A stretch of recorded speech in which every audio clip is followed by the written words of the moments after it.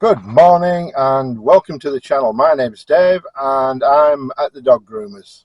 Well, I'm not at the dog groomers. I've got 2 hours to kill while the dog is at the groomers, and so I'm wondering if I should make a short video. I thought to myself, what can I make a video on? I thought I might make a video on installing a turbo boost gauge. It's not a hard thing to do. It's very straightforward, but it might confuse some people, especially where you connect the turbo vacuum pipe to. Without going into heavy details or anything like that, let's just talk through this. I've got two gauges here. I've already done a video on the EGT. This is the turbo boost gauge right here. You can see there are a couple of pipes and a couple of cables going up there. So there's a cable and there's a cable and there's one vacuum pipe. The EGT has a sensor. This has a vacuum pipe. So the vacuum pipe is for that gauge and the sensor and the cable are for the other one combined. How have I got them connected? Well, when I bought them, I only got the gauges. There was no mounts. So I had to go to, because I bought them online, the SAS gauges come without the mounts, but I had to go buy a couple of mounts. And I bought them in my local auto parts store. They're about $25 each, which I think is a bit of a rip-off. I won't tell you which store it is, but they have cheap in their name. So as you can see, I've run the pipes down in past the door seal and down. Where do they go? Well, they go down to this fuse box down by the driver's side here. Now let me just check that you can see. Yes, you can.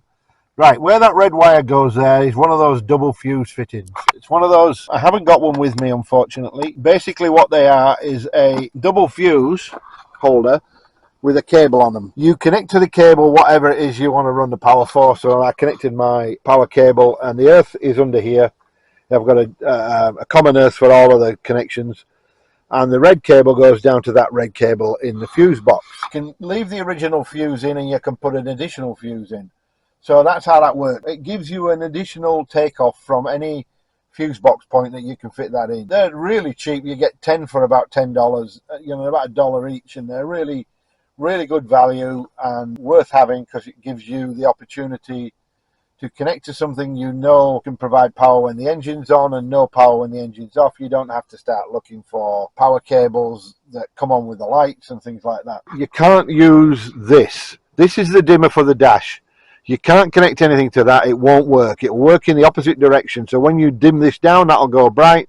And when you bring that bright, that'll go dim.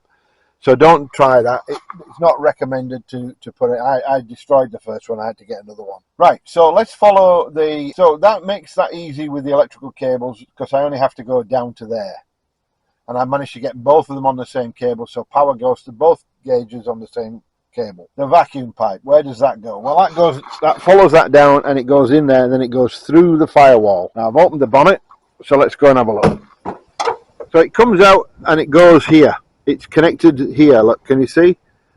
It's connected along that pipe and then it connects to the air conditioning pipe around the back of the engine. It's only zip tied on. It comes through here, look, curves around and then connects here. Now this is the pipe. If you haven't got a gauge, that pipe will be straight through pipe from the block through to the map sensor. You have to cut the pipe in the center, put a T-piece in and attach your turbo boost gauge pipe to that. Then make sure it's sealed or you get a misread. You can see that even though the lights are on, the turbo gauge is at 0. You can see it come up and down. That's how I rev the engine. Because the turbo doesn't come in at lower revs.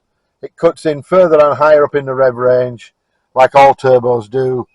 You don't get such a hesitation on, like you do with a petrol car, where you get that low down hesitation if you don't have the revs up.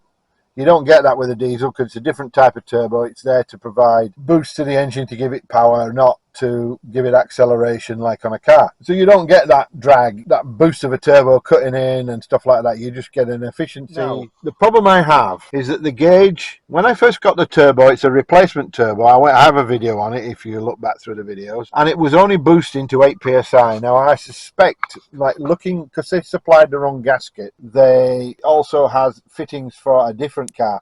Now this turbo fits on Subarus, Volvos, a couple of other vehicles as well. They're the ones are just the only ones I know about. So this turbo is not a specific turbo for this engine. They'd obviously, you put the studs in different locations and use a different gasket. So they'd supplied the wrong gasket, but I managed, because of a metal gasket, I used my old gasket. It wasn't an issue. It meant that the turbo boost was only set to 8 psi. Now that's probably normal. I remember years ago Saab produced 2 turbo versions of their 900, and one was an 8 psi low pressure turbo, the other was a 16 psi high pressure turbo. In reality, all it was is an adjustment on the turbo, but they made 2 versions of it anyway. On my turbo, because I've got a new turbo, you can see a shiny horizontal rod down through the gap there where my finger is.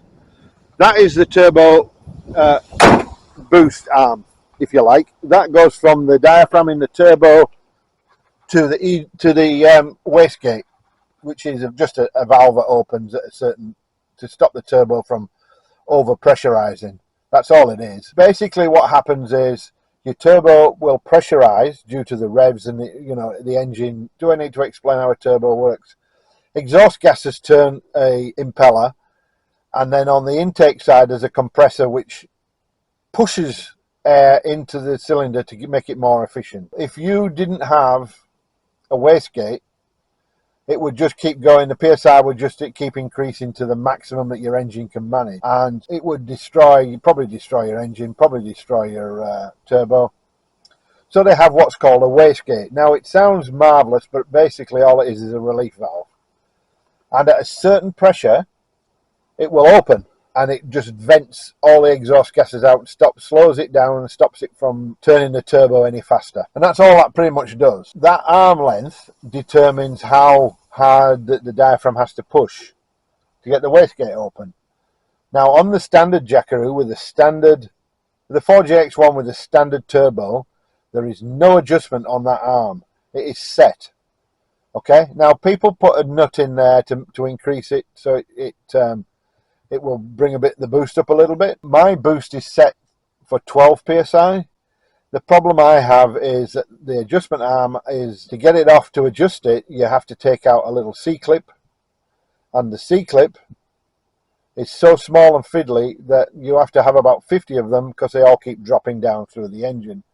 One of those magnetic parts trays is an ideal solution actually, because you can put that underneath and it will catch every one that falls. If you don't have too many C-clips, you have to keep recovering it and getting it back so you can try again, and it is really fiddly. And in the end I gave up and I had to get Rob to do it. He managed to do it after about 10 attempts. We were dropping C-clips constantly down into the engine, so one of those metal trays would be great. So you take the C-clip off, you remove the arm, you undo it.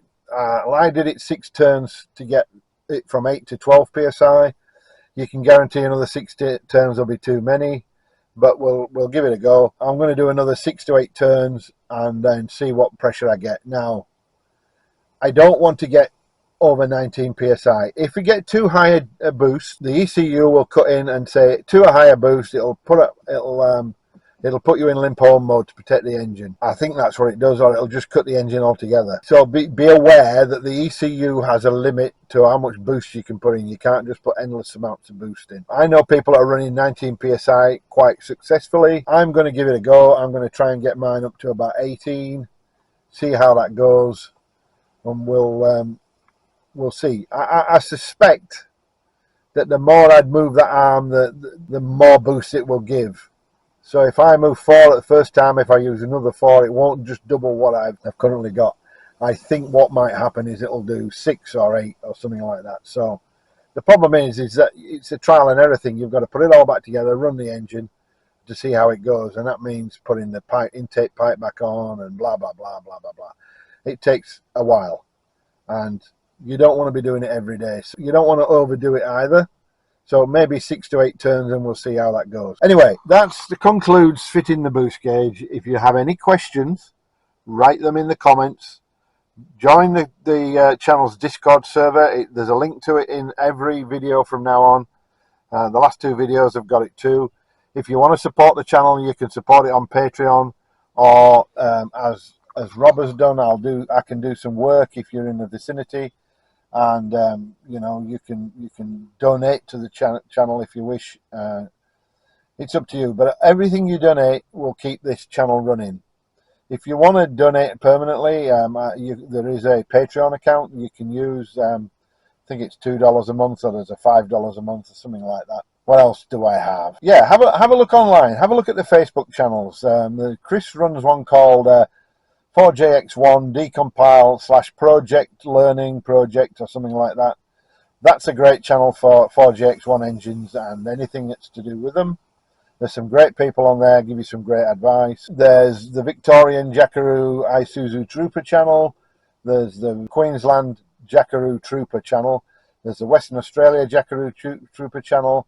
I haven't found one for South Australia, but I haven't really looked. There's an Isuzu Trooper Overseas Worldwide channel.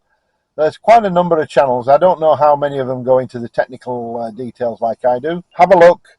Facebook's a good resource. If you're not on Facebook, join Patreon. It doesn't cost anything. It's just basically Patreon is just a chat room. You don't have to do video. You can just post comments, ask questions, things like that. But you have to join it, and there are a couple of questions. Well, a couple of rules that you just have to agree to, which is basically no rude comments, be nice to everyone, that type of thing, just to keep everybody safe. And Patreon is where I post my technical documents and things like that. So the Patreons can get access to technical documents, documents that are written, documents are found online. If anybody's struggling, I'm happy to send them a document if they need it. Basically, if you want access to them all, including the Trooper Manual, which are all, I think, downloadable, you can join Patreon for that reason. So please feel free. The 4JX1 Decompile Learning Project is the place to go. There are documents there. There are people with Tech 2s, with a list of people with Tech 2s who you can contact and things like that. So anyway, that's it.